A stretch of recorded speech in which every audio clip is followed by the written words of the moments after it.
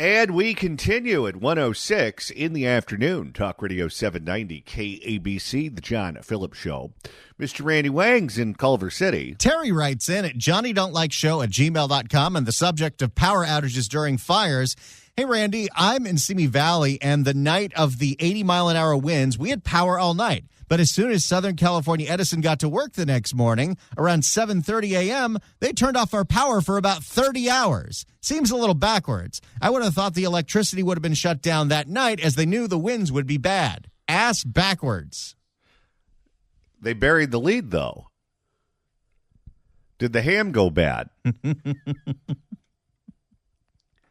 800-222-5222 is the telephone number, 1-800-222-5222. It is our pleasure to welcome our next guest to the program. He is a former member of the Los Angeles County Board of Supervisors. You can follow him on X at Supervisor Knabe, Supervisor Don Knabe. Welcome. Hey, thanks, John. Great to hear your voice. Thank you so much for stopping by.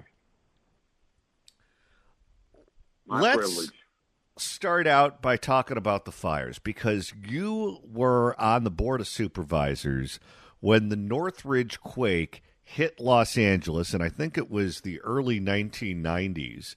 And that quake, of course, was unbelievably devastating, a 6.7 shaker right in the middle of a population center, right in the middle of Los Angeles and Northridge in the San Fernando Valley.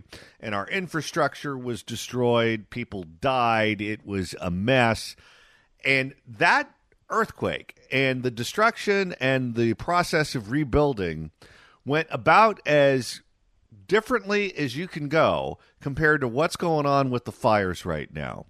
You guys were very clear with the public. You communicated whatever information you had to get out there every single day. I remember those press conferences and those meetings where everyone would show up and show their cards in the same room. It didn't seem like there was a lot of confusion. It seemed like everyone was on the same page, regardless if you're talking about officials at the county level, the city level, the state level, the federal level. And you guys got those freeways and our infrastructure rebuilt quickly, and people went back to work and lives resumed about as fast as humanly possible ahead of the timetable. Now we're dealing with a situation where one day the timetable is one number, the next day the timetable is a different number, and you have these people whose homes went down in the fires who are trying to figure out, okay, should I go to a hotel? Should I sleep on a relative's couch? Should I get an Airbnb? Should I just buy another house and just say, all right, I'm done with it?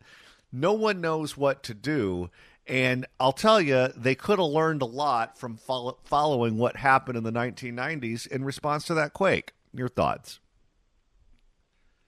Well, I totally agree. I mean, I think the situation we have here, they were totally unprepared for a situation. I mean, this obviously is a 100-year fire kind of a thing and a firestorm that most people will never see again. But I think the situation, I mean, you can rebuild. You need to move quickly. And I think, as you mentioned, everyone needs to get in the same page. I go back in my own little world when I was mayor of Cerritos during the Cerritos air crash. And we had a DC-9 go down in our city. We turned the tables. At that time, I was Dean Dana's chief of staff, and I was mayor of the city. And we're able to coordinate with the city and the county and then bring the feds in. Got special dispensation to take the remains of everything else, not only with the coroner's office, but with the landfills. So you have to move the trash and, the devastation, and move quickly. And within 48 hours, we had the place cleaned up. Again, it's so small in comparison to what this happened, but we had everybody working together. A classic example just in the last couple of days. So the mayor introduces Steve Soberoff as a guy, and Steve is a great guy, and if anybody can get the job done, he can. And then yesterday, Newsom introduces 3 new people, Magic and everybody else. Never once mentioned Soberoff. So there's a disconnect immediately for what they want, for what Newsom wants to do, what the mayor wants to do. And instead of everybody being in the same room, and not only mention of the county, because that's going to be a big part of it, in the same room, say, let's get it done. What can we do? What do we have to waive? What do we have to move? What do we have to change on a temporary basis? and everybody be on the same page. They don't appear to be talking to each other, and that's what concerns me, because it's going to take swift action. I mean, it's going to take a long time. I don't think, our situation in Cerritos is totally different where we could do something quickly, but it's going to take a long time. But it's, government snail pace. And unless they start waiving things and allowing those folks to move on their own to do things, it's going to be a horrible process. Can you speak to the psychology of what's going on now based on what you experienced with the plane crash and with the earthquake in terms of getting people back to normal, rebuilding, cleaning everything up fast? Whenever you have an event like this, and I'm sure with the plane crash it was the same as the earthquake, is the same as the fires, people are traumatized. You lose everything that you have. You see things that human beings would rather not see. People are psychologically traumatized. They're displaced from their homes, and they want to go back to normal as quickly as possible. But when you're looking at these scenes of destruction, it's hard to go back to normal. It's hard to hit the reset button in your own brain. How important is it to rebuild as quickly as possible, clean everything up as quickly as possible, so people can get right in the head? Absolutely, probably the most critical piece. The fact that we were, like in Cerritos, we were able to turn that within 48 hours. You couldn't tell that there had been an airplane there. You couldn't tell. Everything was steam clean. You get things down to the basic so people could start moving. It's so important from a mental health standpoint. One of the things that they learned from the air crash in San Diego that they implemented in Cerritos, they even debriefed the firefighters, first responders every day, and when they went off the job, from body parts and all the other kinds of things. And in a similar situation, that mental health piece is such a critical element. So the sooner you can get it in a workable situation where there's hope, they see clean, they see clean, and then they can start rebuilding. And I think that's going to be the drag along here in this whole situation. I mean, you have two extreme situations from the Palisades to Eaton Canyon. And it's going to take a lot of work. But, man, does it take everybody saying you're going to get a lot of whiners. The first time you try to do something, somebody's going to sue. You need to move, and make it happen, because there's nothing that gives more hope to the victims than being able to get back, to look at their situation and have an idea. So, well, I can rebuild this or I can't rebuild this. Right now, they don't know what they can or can't do. And the quicker they get to that position, the better off the victims are going to feel for hope. Because probably a lot of people won't rebuild, depending on their age or whatever it may be. But that area, cleanup and prepared for rebuilding, is probably the most important part of any immediate action that needs to be done. The governor has... Go ahead. I said you can't fight over it. You need to move forward, and everybody be on the same page. Like I said, I mean, here you have the mayor appoint somebody, and then the governor appoints somebody, never being in the same room. I mean, why wasn't Soberoff at the press conference with those other three? I mean, all working together. And let the people know you're working together to get it fixed and on the road to recovery.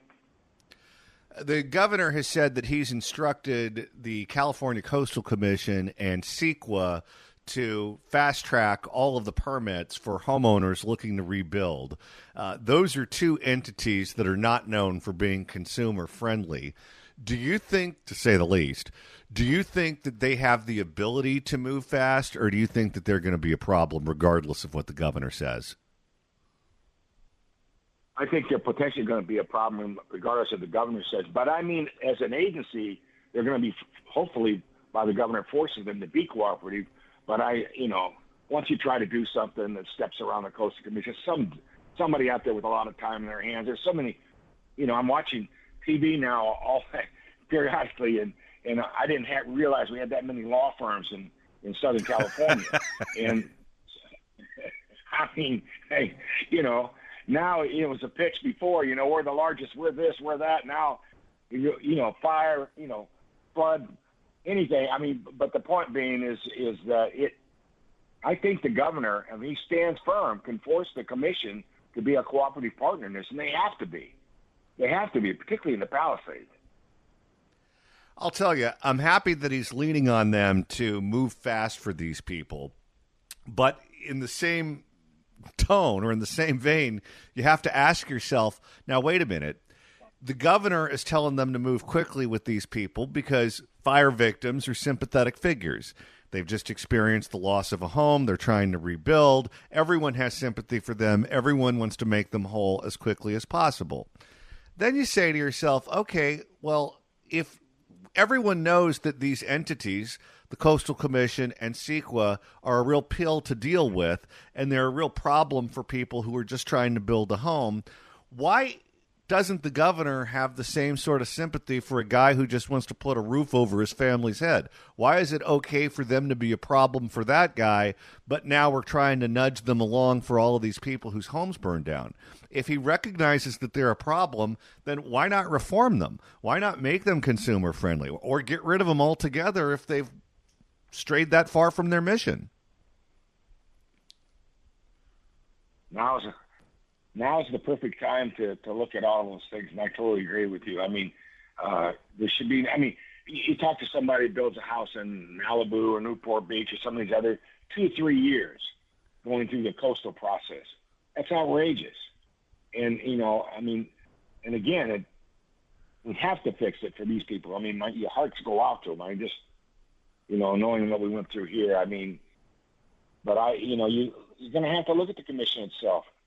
I mean, granted, it was done by ballot. Maybe we put something else on the ballot to take it away. I don't know. But, I mean, it's nice to have protections, but they certainly, I think, having represented, a coastline here in California, have gone overboard on their mission and got into areas where they don't need to be, that have literally slowed down the process, chased people out of the market, and not do things the right way. They can still protect, but they've gone way beyond that now when they get in the permitting process. Now there's time to tell you how to do construction. I mean, it's crazy. You mentioned how important it is for one level of government to communicate with another level of government. And if there is a lack of communication, it's going to slow the process down of rebuilding and making people whole. Part of the problem with this fire is that the city of Los Angeles seems to have the left hand not be talking to the right hand. You look at that reservoir in Pacific Palisades that was empty. There was no water in that reservoir.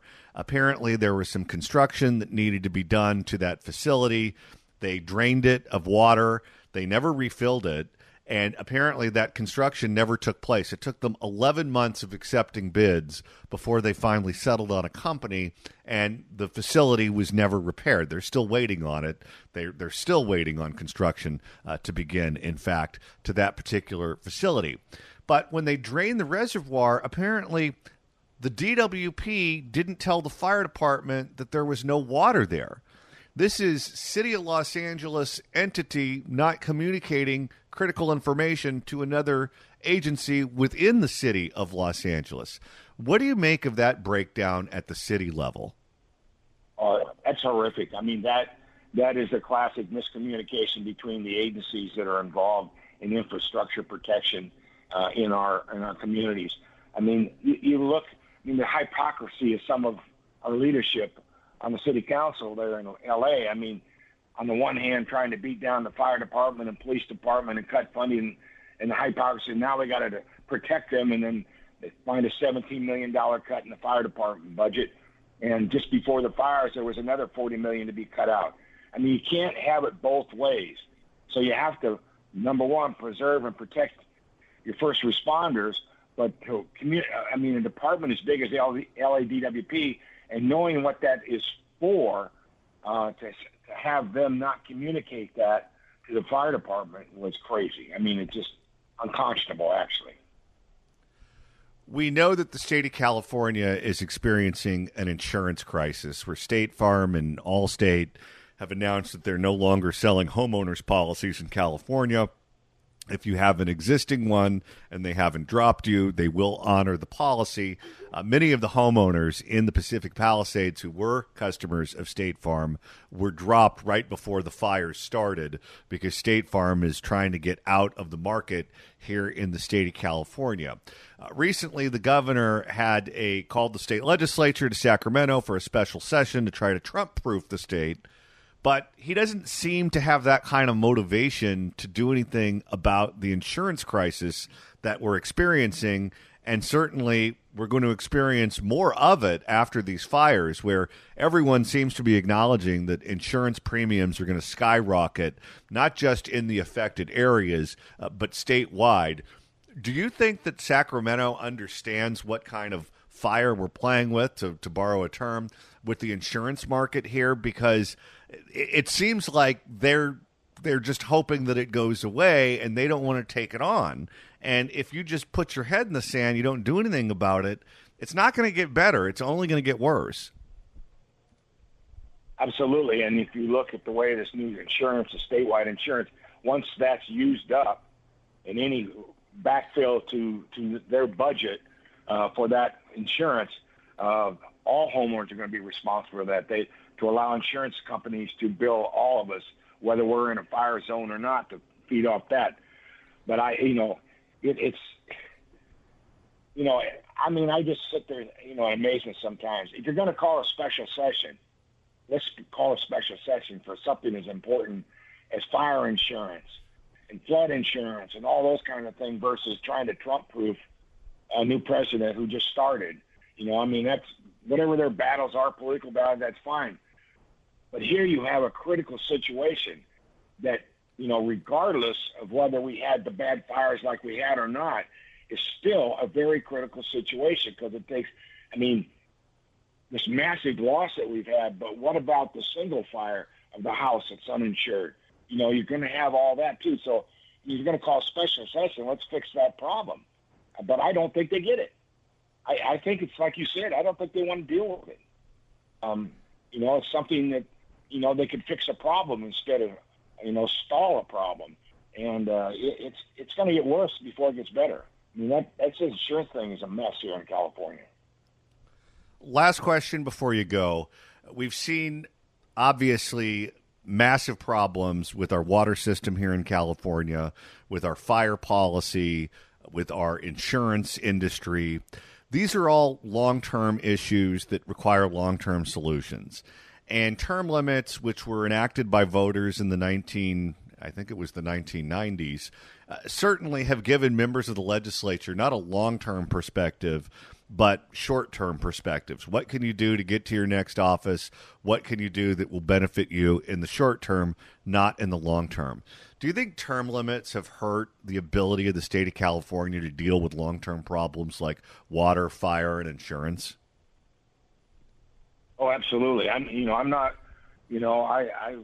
was under term limits. Obviously, the voters voted that for the Board of Supervisors. But I don't believe in term limits. I believe that voters' responsibility in and out, because there's no long-term accountability with term limits. It's not. They can do things today short-term to make a hit in the press, but there's no responsibility because they know they're going to be gone, or push it down and kick the can down the road because they know they're going to have to deal with it because they're going to be gone. I think term limits have had a dramatic impact on legislative government here in the state of California. There really is no public policy issues anymore. What we're dealing with is either box checking or we're trying to deal with short-term issues so that we get some publicity, so that we get reelected for our 2 remaining terms or whatever it may be. And there's no accountability. No one's held responsible. You don't like someone, throw them out. But now they go automatically say, well, I'm not going to run against that person because they're only in there for 1 more term. Well, you know how much damage you can do in 2 years or 4 years? You can do a lot, or not deal with an issue like insurance, like fire protection, like public safety, those kinds of things. So there's no accountability. So I think it's had a dramatic impact. It sounds good. Anytime you put term limits on the ballot, I'll tell you what, it's going to pass. Get rid of those bastards. But it's had a dramatic impact because there's no reason to deal with major issues. You can kick the can on the road and not be accountable. Supervisor Don Knabe, former member of the Los Angeles County Board of Supervisors. I sure wish you were one of the ones in the room calling the shots right now as we deal with the cleanup of these fires, because you could give them some much-needed sanity.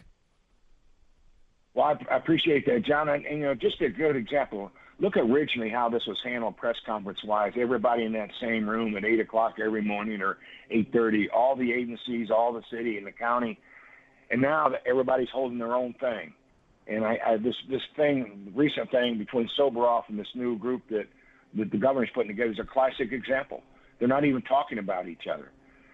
And, and not in the same room. So we got a ways to go. And God bless those people that have lost everything.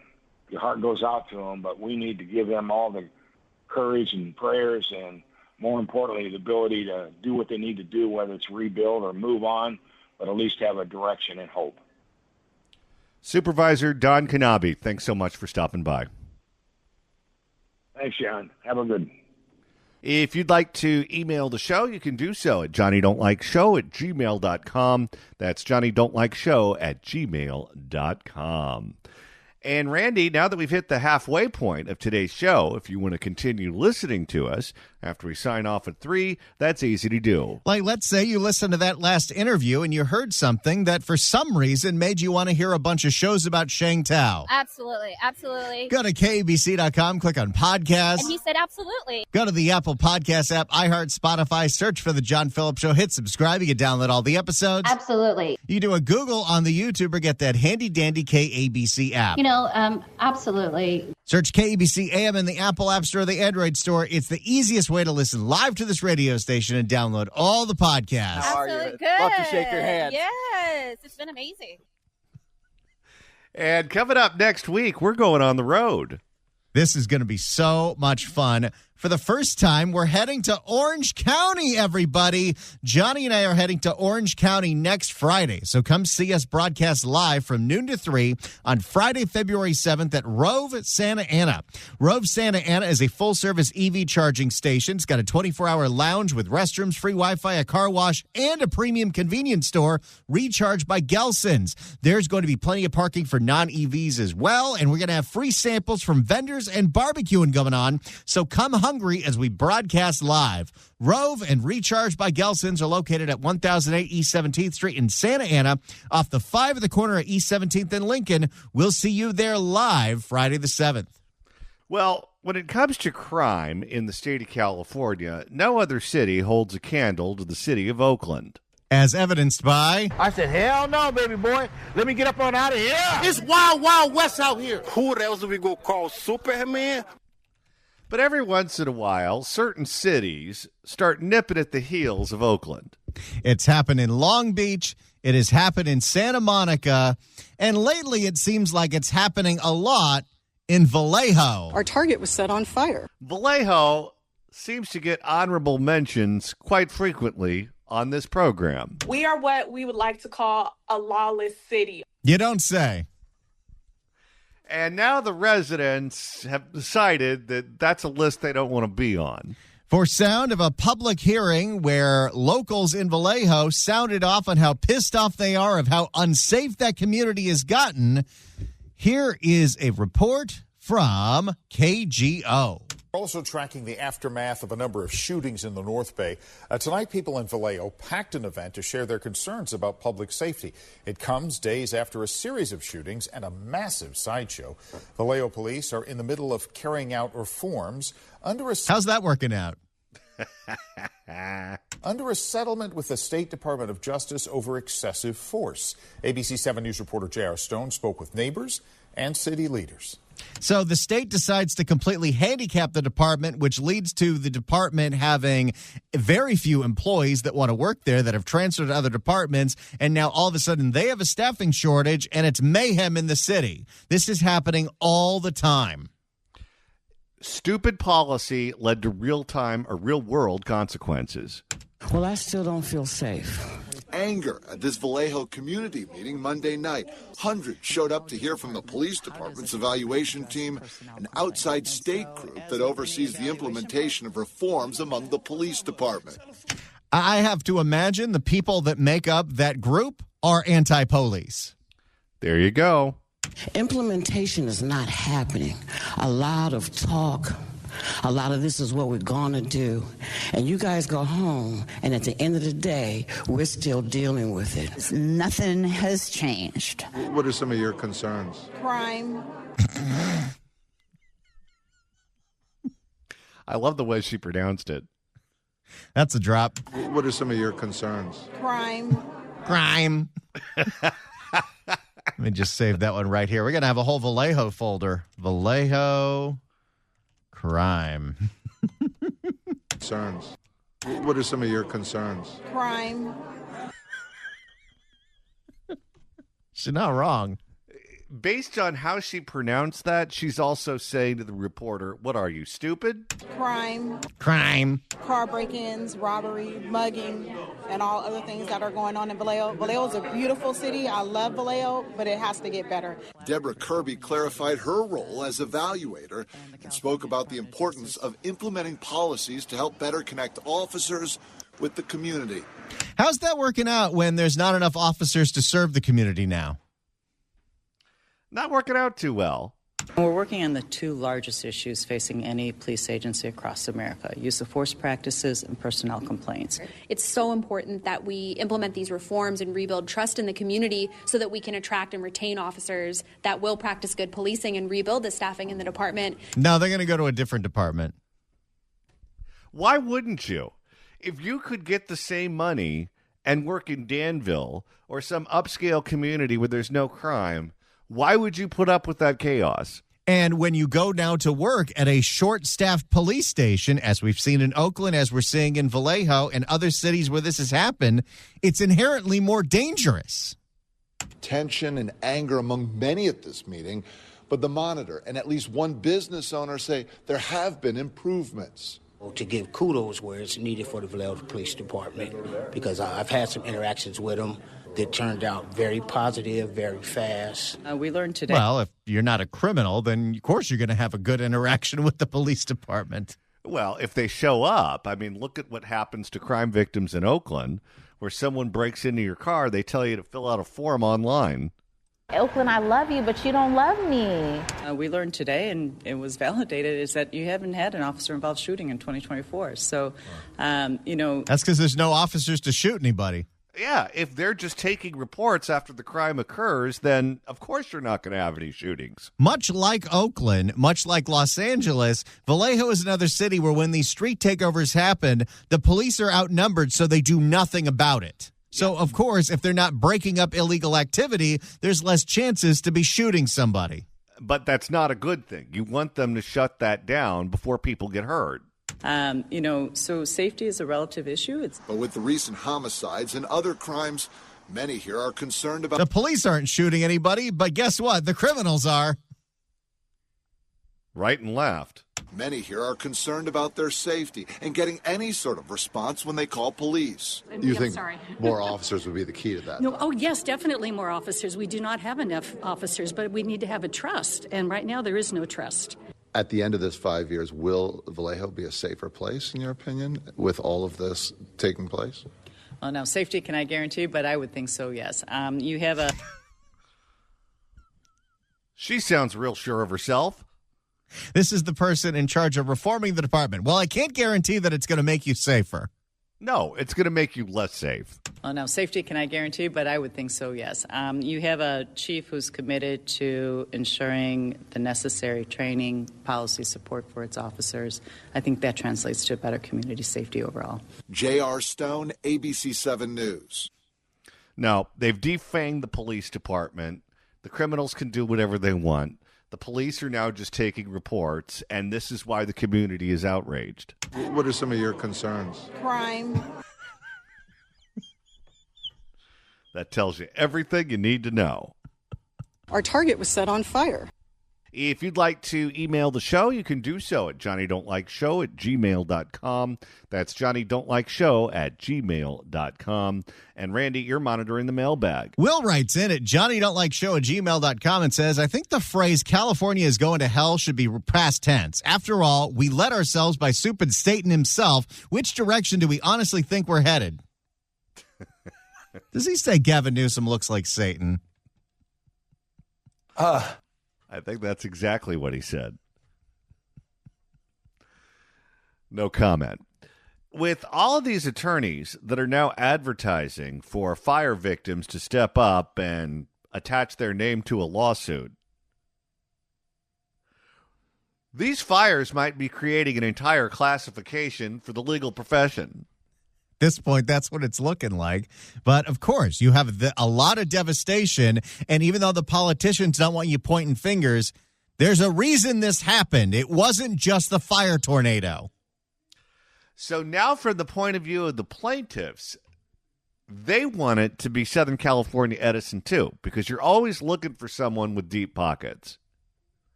If it's a homeless encampment, you get nothing. Because what can you sue them for? Meth? Well, in a perfect world, you could sue Karen Bass for enabling the homeless, but I don't think that's going to happen. And I don't think you can sue the city of Los Angeles or the state of California for not doing enough about the homeless. Believe me, people have tried. Oh, yes. So you can sue the encampment for all the stolen bikes they have. And if it's an arsonist, you're SOL too, because what does an arsonist have? Unless it's Warren Buffett, there's nothing. And I doubt he's running around setting fires. So, yeah, best case scenario for the victims and for the law firms would be SoCal Edison. But if that happens and they end up having to pay out the insurance company for all of their liability when it comes to the Eaton fire, they're going to do exactly what PG&E did, and they're going to jack up everybody's rates to pay for it. Or they'll just file for bankruptcy. Because even for a big company like Southern California Edison, if you're talking about the biggest fire in the history of Los Angeles County, and you're talking about the most expensive fire in the history of the country, I don't even think Southern California Edison has the ability to make all of those homeowners whole. Most likely not. I mean, we're looking at total destruction, at least for the Eaton fire. You're looking in the billions and billions and billions of dollars. Do they just have that ready to go in reserves? So what happens then if they file for bankruptcy? Instead of suing them, do you just go to bankruptcy court? Well, maybe what will happen with SoCal Edison is the same thing that happened with PG&E, where Gavin Newsom restructures them, gets them out of bankruptcy, saves the day, and then settles with the victims to pay them in SoCal Edison stock. So now their lives are tied to the success of the utility that destroyed their lives, because that's what they did to the victims in the campfire and PG&E. I'm not an attorney, so I don't know how this works, but I wonder if you're one of the fire victims, if Southern California Edison is held liable or found to be responsible for starting the fire, if you then have to get a civil judgment against them and then take that judgment to bankruptcy court, or you just go straight to bankruptcy court. This is going to be a mess for everybody involved. And that includes everybody who wasn't directly impacted by the fires. Costs are going up regardless. Energy costs, insurance costs. It's going to be a nightmare. And then you have other aspects of life that are going to get tougher too. For example, if you need a contractor to remodel your house or build a home, good luck finding one, because they're all going to be under contract in Pacific Palisades, Altadena, and other areas impacted by the fires. And the cost for all those materials with all the demand, that's going up too. There you go. All right, we got one more hour coming up on the John Phillips Show right here on Talk Radio 790 KABC.